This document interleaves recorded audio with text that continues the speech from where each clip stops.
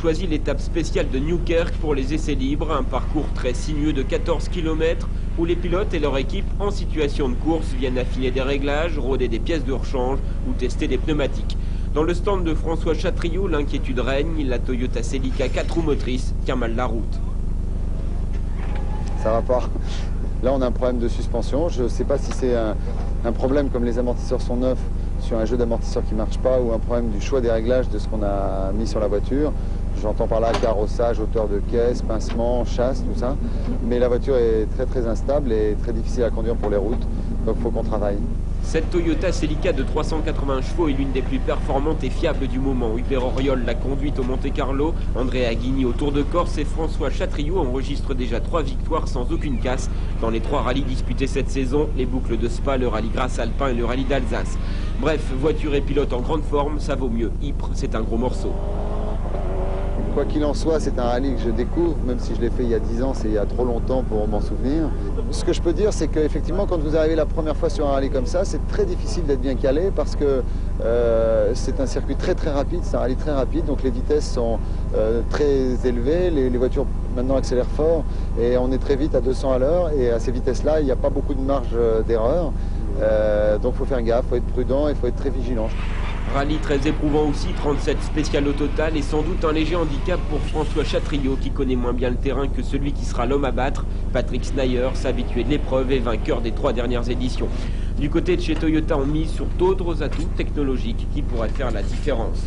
Hier soir, en tout cas, les 2 pilotes semblaient encore en parfaite harmonie. Chatriot-Sneyers, beaucoup y voient le duel au sommet de ce 30e rallye d'Ypres. C'est avant tout une mécanique bien rodée, mécanique d'organisation gérée par Targa Florio, une association locale qui regroupe près de 3000 bénévoles.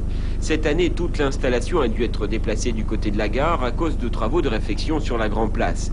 Énorme casse-tête qui coûte de l'argent, 15% en plus sur un budget initial de 4 millions de francs. Le rallye continue pourtant à se développer, 121 voitures inscrites ce soir et une réputation européenne qui se construit d'année en année. Quand on regarde surtout les engagements cette année, je crois que nous pouvons conclure quand même que pour les concurrents européens, c'est quand même l'épreuve européenne reine. Épreuve qui pourrait bien passer dans la cour des plus grands, les rallyes du championnat du monde. Les organisateurs en rêvent, depuis longtemps ils travaillent pour améliorer la course et tout ce qui l'entoure. Côté participation, pas de souci à se faire, chaque année Ypres a de plus en plus de voitures d'usine sur ses listes. Évidemment, au niveau pilote, les championnats du monde donnent quand même d'autres noms au plateau. Si nous avions été championnats du monde, nous aurions quand même vu peut-être les mêmes voitures, mais avec d'autres pilotes.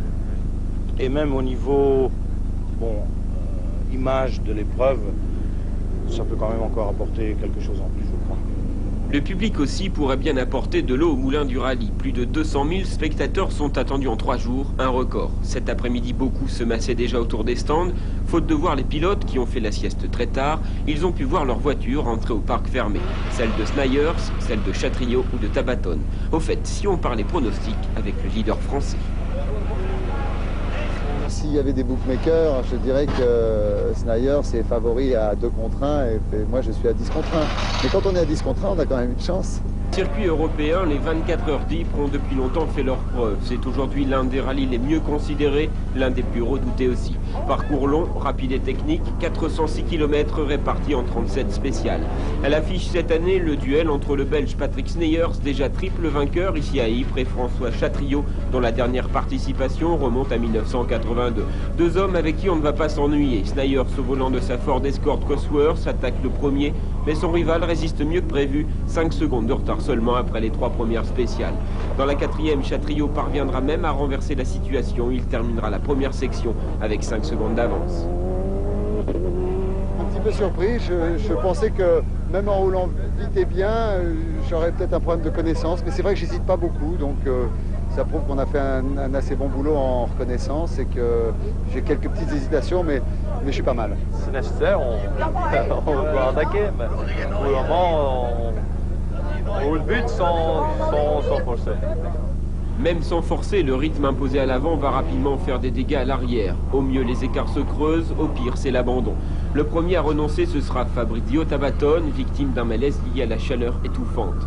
Un peu plus loin, un autre espoir italien s'envole. Le jeune et fougueux Sergio Pianezzola s'arrête, découragé par un arbre de roue qui casse, et lui aussi indisposé par la chaleur.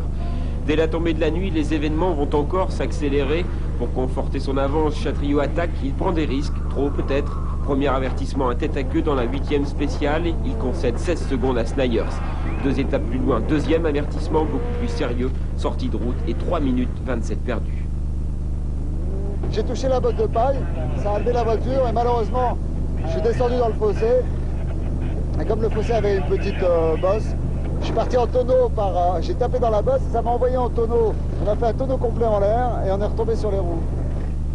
À la fin de la première journée, François Chatriot a déjà perdu tout espoir de priver Snyers d'une 4e victoire. Snyers désormais en cavalier seul, mais quand même très prudent.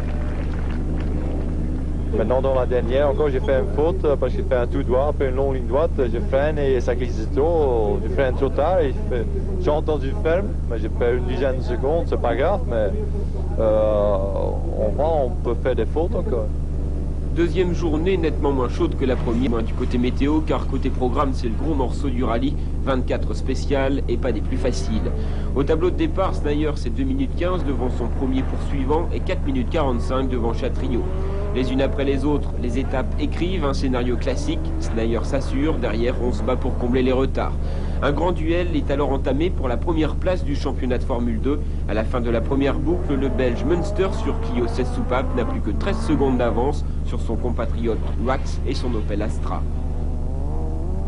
On est partout à l'attaque, je crois qu'on roule maintenant à 100, 110%, mais je comprends pas. Il faut aussi dire que les spéciales d'aujourd'hui sont des spéciales qui sont beaucoup plus rapides avec des longues lignes droites. Celle d'hier était beaucoup plus technique. Et peut-être que là, on a fait la différence, je ne sais pas. On essaye de comprendre et on n'arrive pas. Après plus de 10 heures d'explication, l'un poussant l'autre à la faute, c'est Münster qui lâche vers minuit, sortie de route et abandon. Loax en profite pour prendre la première place du championnat F2, mais lui aussi a eu chaud. Oui, on a roulé à je ne sais pas combien pour ça, mais plus que ça. Mais allez, c'est beau pour les spectateurs.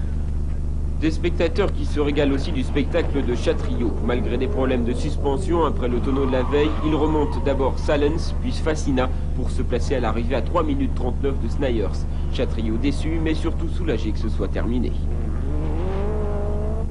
C'est très bien de faire des rallyes rythmés, mais on s'arrête 15 minutes au maximum pour manger quelque chose à 8 h du soir. Je trouve que c'est dur. C'est très bien de faire des trucs rythmés, je suis tout à fait pour, on fait un sport. Mais ça sert à rien de faire un truc inhumain et c'est un tout petit peu trop rythmé à mon goût. Mais c'est une belle épreuve, c'est une épreuve difficile, il y a beaucoup de variations d'adhérence.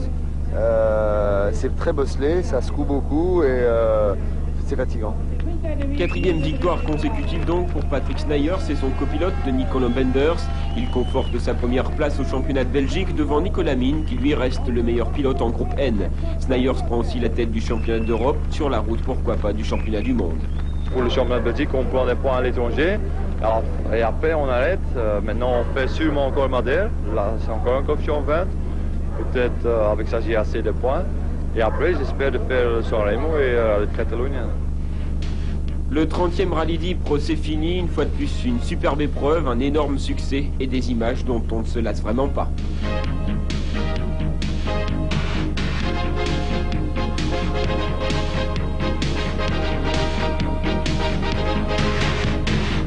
La deuxième étape du rallye d'Ypres s'annonçait nettement moins chaude. Côté programme par contre, on abordait le gros morceau, 24 spéciales et pas des plus faciles.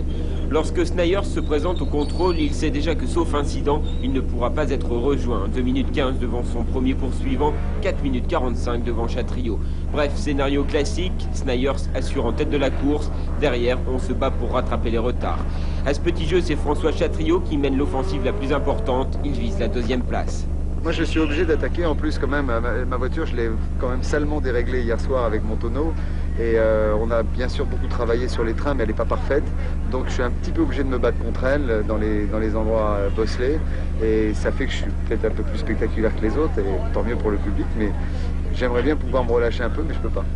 Des efforts qui paieront, Chatriot remonte d'abord Salens et son escort Cosworth, puis Fascina lui aussi sur Ford Escort pour enfin se placer à l'arrivée à 3 minutes 39 de Snyers.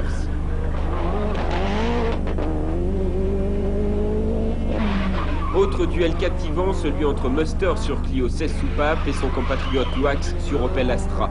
Après 10 heures d'explication, c'est Münster qui lâche, sortie de route et abandon. Loax en profite pour prendre la première place du championnat de Formule 2.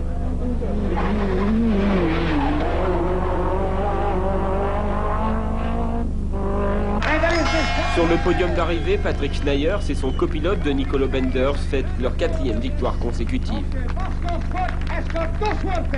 Je suis super content, bien sûr, avec cette 4e victoire. Je prends aussi la certitude d'être le championnat de Belgique. Ouais. Je viens en tête en championnat d'Europe. C'est tout en une fois, c'est bien. Le 30e rallye d'Ypres est terminé, sans surprise pour ce qui est du vainqueur. La qualité de course aura quand même ébloui près de 250 000 spectateurs, attirés comme des papillons par la lumière des bolides.